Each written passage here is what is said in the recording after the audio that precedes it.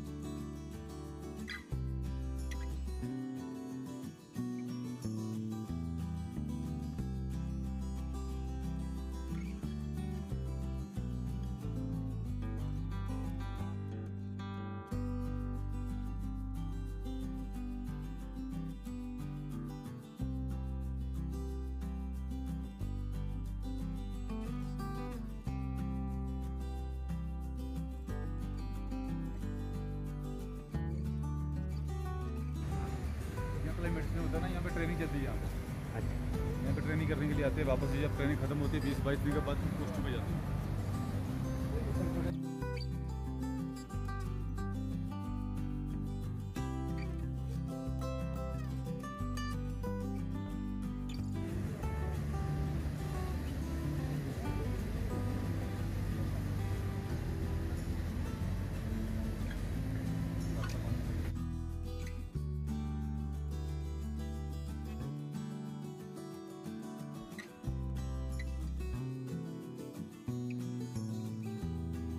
लाचुंगकडे परत येत असताना खाली आम्हाला नागमोडी वळणे तसेच एकावर एक असे 9-10 रस्ते दिसत होते.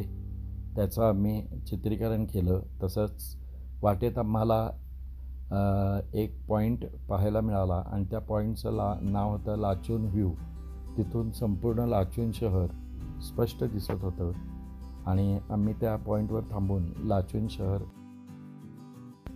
आम्ही आता या लाचुंग व्ह्यू पॉईंटच्या तिथं आलेलो आहोत. आणि इथून समोर आपण पाहत आहात की लाचुंग शहर हे किती खाली खोलात आहे आणि जवळजवळ आम्ही इथून साधारण एक 7 ते 8 हजार फूट उंचावरून हे लाचुंग शहर पाहत होतो.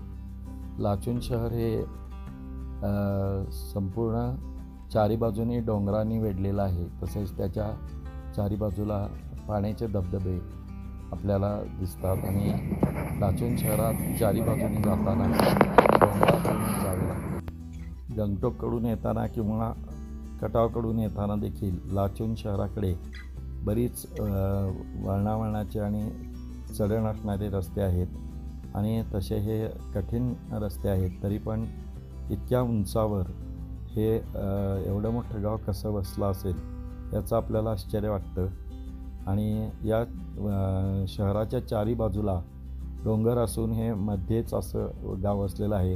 बरेचसे इमारती 3-4 मजली देखील असून त्या डोंगर उतारावर बांधलेल्या आपल्याला आढळून येतात.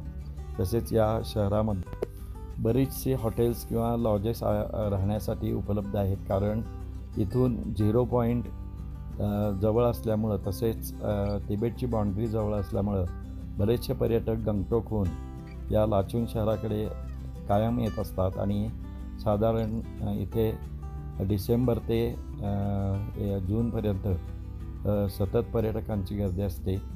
इथे विंटर सीझनमध्ये बर्फ असतो, पण बर्फ वितळल्यानंतर इथे पर्यटक यायला सुरुवात करतात आणि त्यामुळे हे शहर मोठ्या प्रमाणावर वसलेलं आहे. इथे संपूर्ण सगळ्या सोयी आहेत. पर्यटकांना लागणाऱ्या सर्व सोयी इथे उपलब्ध आहेत. तसेच पर्यटकांच्यासाठी टुरिस्ट कार टॅक्सी देखील इथे उपलब्ध आहेत आणि इथून आपल्याला 0 पॉईंट किंवा तिबेटच्या बाउंड्रीकडे जायला इथून रस्ते आहेत. त्यामुळं आम्ही इथं या लाचुंग शहरामध्ये 2 दिवस इथं आम्ही हॉल्ट केला आणि नंतर आम्ही गंगटोककडे जायचं ठरवलं.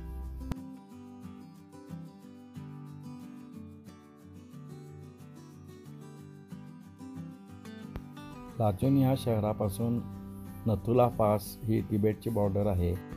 तसेच गुरु डोंगर मार्ग हे सुप्रसिद्ध लेक व कालापत्थर ही 2 पर्यटन स्थळे इथून जवळ आहेत आणि बऱ्याच मार्गाने इथून तिबेटकडे जाता येते.